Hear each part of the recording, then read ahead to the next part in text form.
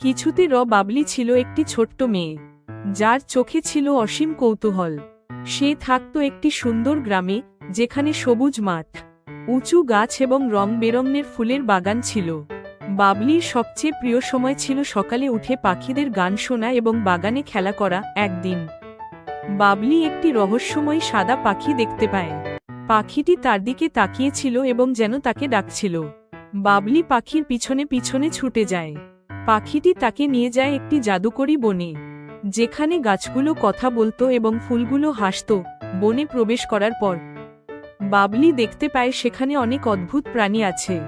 একটি মিষ্টি খরগোশ বাবলিকে বলল, স্বাগতম বাবলি, তুমি আমাদের বনে এসেছ, কিন্তু এখানে আসার জন্য তোমাকে একটি চ্যালেঞ্জ নিতে হবে। বাবলি সাহস করে বলল, আমি প্রস্তুত। খরগোশ তখন তাকে একটি গোলাপি পাথর দেখালো। এই পাথরটি আমাদের বনের শক্তি। তুমি যদি এটি খুঁজে পাও, তবে আমাদের বনের রক্ষক হতে পারবে। বাবলি পাথরটি খুঁজতে শুরু করল। সে গাছের তলায়, ঝর্ণার পাশে এবং ফুলের বাগানে খুঁজল। পথে সে অনেক বন্ধুর সঙ্গে দেখা করল।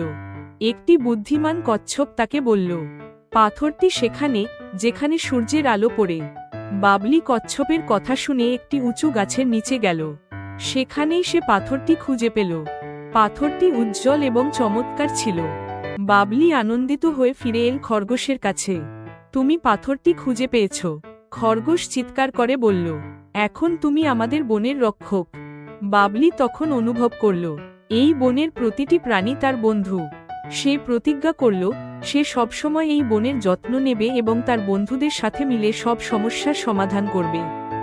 বাবলি তখন তার গ্রামে ফিরে গেল, কিন্তু সে জানত, জাদুকরী বন এবং তার বন্ধুদের সাথে তার সম্পর্ক চিরকাল থাকবে। এভাবেই বাবলি একটি সাহসী মেয়ে হয়ে উঠল, যা তার হৃদয়ে ভালোবাসা এবং বন্ধুত্ব নিয়ে বাঁচে।